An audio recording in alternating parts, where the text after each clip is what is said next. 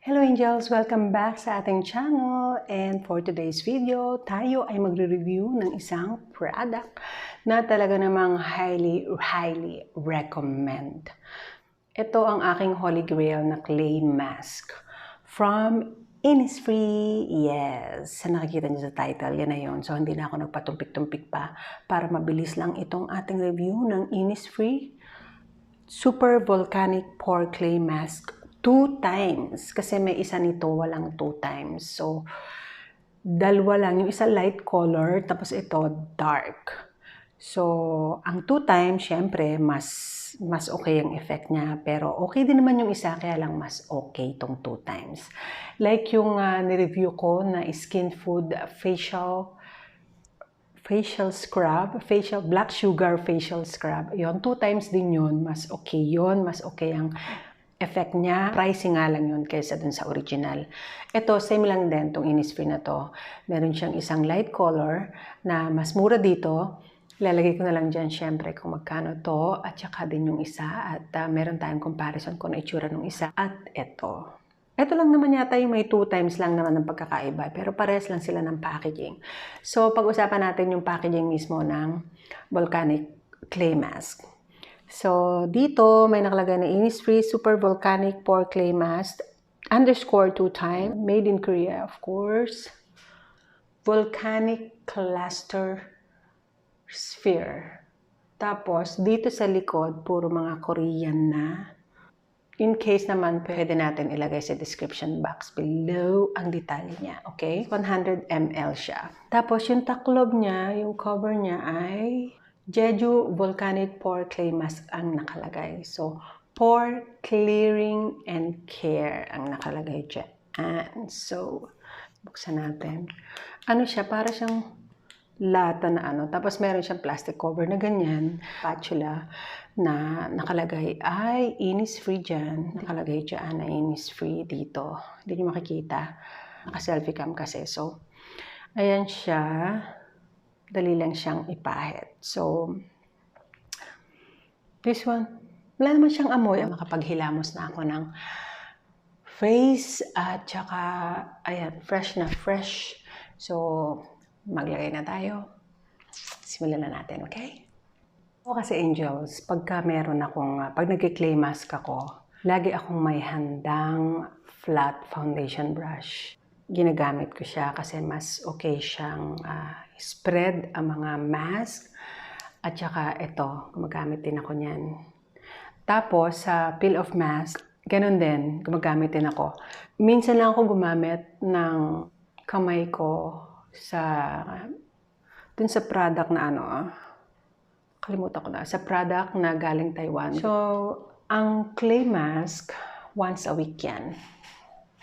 So, kuha tayo. At lagi akong may handang wipes. Lagi akong si wipes. Para punasan ko yung tabi. Kasi ayoko ng mga kalat-kalat eh. Ayoko kasi ng masyadong makalat sa taklob. Kaya lagi akong may dalang wipes. Same lang din sa mga ibang mask. Like peel off mask, ganyan. Gusto ko malinis. Ayan o, diba? Ang ganda niya tingnan pagka malinis. So, start na tayo sa ating clay mask.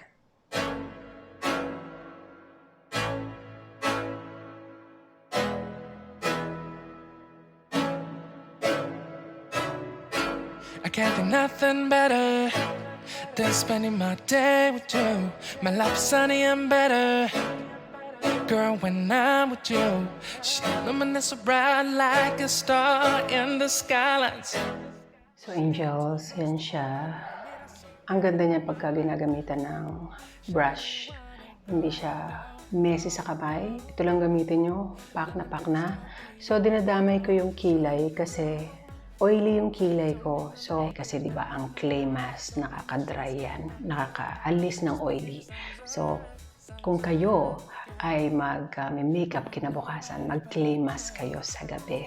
Sigurado hindi mag-oily yan. Pak na pak yung mga kilay nyo, hindi mabubura. I mean, hindi nyo naman gaganunin, diba? So, okay yun. Isa yun sa mga ginagawa ko. So, baka mag-work sa inyo, diba?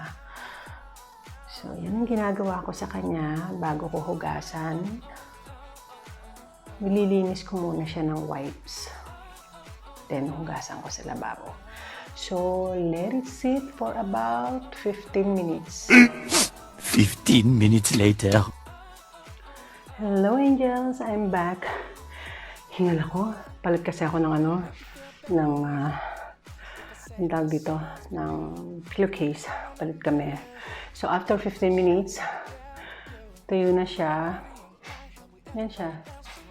So, maghilamos na tayo. I am back! So, naghilamos na ako after ng clay mask. Sobrang, kung makikita niyo lang, nakakaano siya, nakakawala siya talaga ng pores. Ma-pores ako dito. Hindi ko alam kung nakikita niyo ba? Lapit ko pa, para close pa tayo. Teka lang.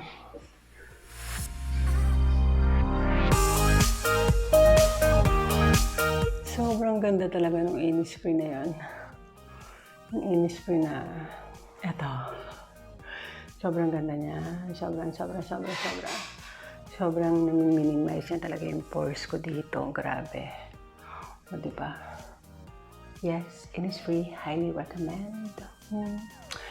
Okay, so after nyong mag-clay mask, kahit na anong clay mask, kahit ano, basta after ng clay mask, mag-toner kaagad kayo kasi nakakadry nga siya ng mukha. Okay, madalas sa sobrang mukha niyang kinis, pero dapat talaga after nyo mag-clay mask ay mag-toner kaagad kayo.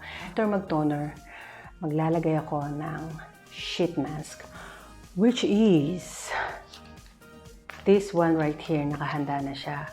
Pero ito ay i-review natin, separate video na lang dahil para hindi naman masyadong mahaba tong video na to. At itong video na to ay para sa Innisfree Super Volcanic Clay Mask lang. Okay? So, gawa na lang tayo ng separate video nitong sheet mask na ilalagay ko sa mukha. So, yun lang, angels. Pasensya na kayo, hinihingal ako, may ginagawa ako. Thank you for watching. Thank you for always watching. And see you on my next video. Love you all. Bye.